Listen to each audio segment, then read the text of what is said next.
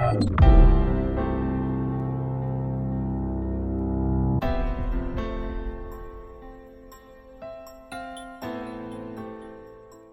folks. I'm Jonathan here, Jonathan from Hindenburg here. We wanted to do this interview just because we're here at the same event with Focusrite folks. Dan and I spoke at a panel the other day. Yeah. It was wonderful with the folks from Acast and Squadcast. Love that. And what we were speaking about is our new integration for Focusrite's new product, the Vocaster. Yeah, So we wanted to ask you all about that. There it is. Take a lovely look at that. So while we're all here and showing things in real life, we wanted to just get the man's word on it. So Dan, Can you tell us broadly what was the plan with the Vocaster? Well, thank you for having me on the show. Focusrite has been around for a really long time. We've been a music company since 1985. And up until recently, that's what we were. We were a music company, and we're most well known for Scarlett, which is a great audio interface, and podcasters absolutely love it. But it has some things that podcasters don't need, and it's missing some things that podcasters absolutely need.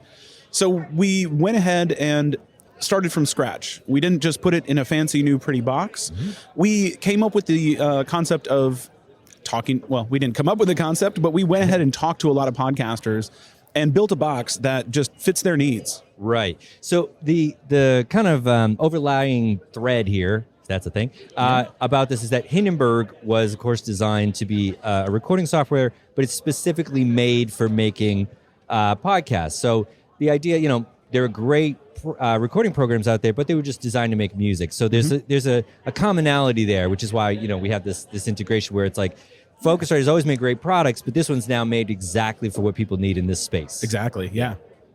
So just talk us through some of the features here. Sure. And we're recording this in Hindenburg. We are, obviously. I record everything in Hindenburg. It is honestly my favorite DAW for podcasting. I use it for everything.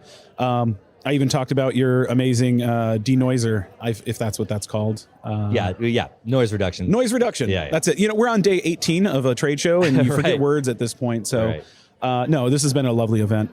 It has been cool. One of the first things that I noticed with Scarlett that podcasters need is headphone outputs. Right. Scarlett has 2 microphone inputs, but it only has 1 headphone output. So that was really important. So we're both in on the same thing. Yeah, we're not sharing. We each have our own volume control. You can turn yourself up or down depending on more me, I guess is what the kids call it in music Right. production. No more splitters. No more headphone splitters. No.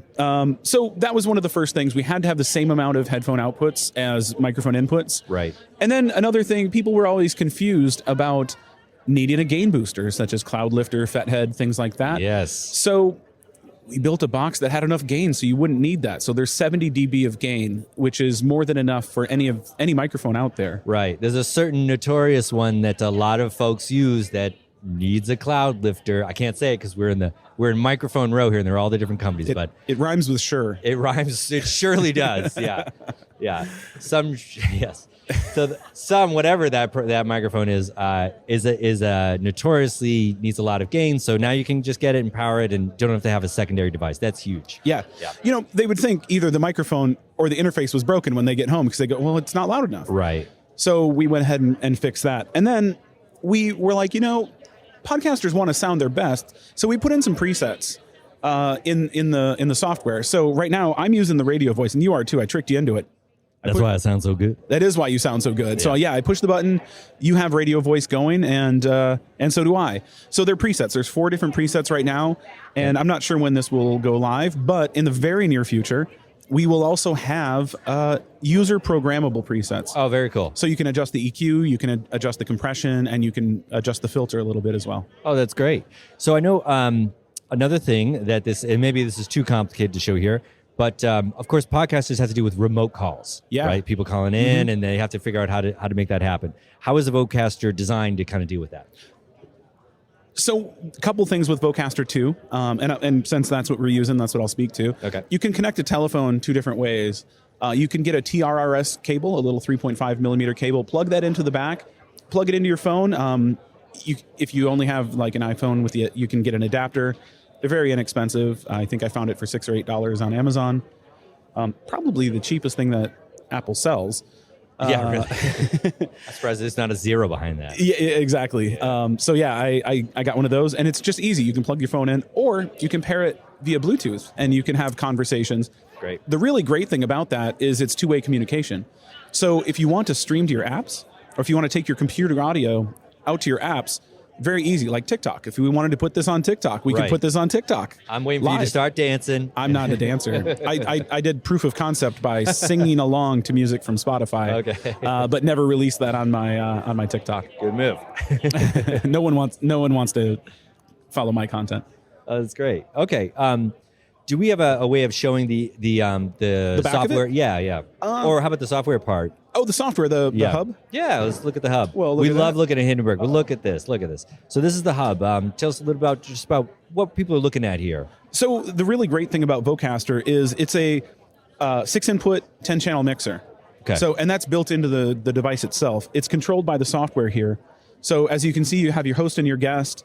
But you also have the auxiliary, which is that 3.5 millimeter connection for your phone, right? Bluetooth, and then you see 2 loopback channels, which is really cool. That's interesting. And that's how I was bringing that Spotify music into TikTok. Was I was playing music from Spotify, and I had my host microphone plugged in, and I was just kind of quote unquote singing along with it, right? And I'm not a singer at all. I'm a podcaster. For those folks who don't know, using a loopback, if you ever have to do something where you're like live presenting or something, and you have to share local sound or have something, you kind of need something to do that. So that's built in there makes life so much easier. 2 stereo channels, which is great. So there's a cool thing that you can do is, a lot of people use Zoom for their remote recordings. Right. We include Squadcast as well as Hindenburg in the box with it. So I always recommend Squadcast.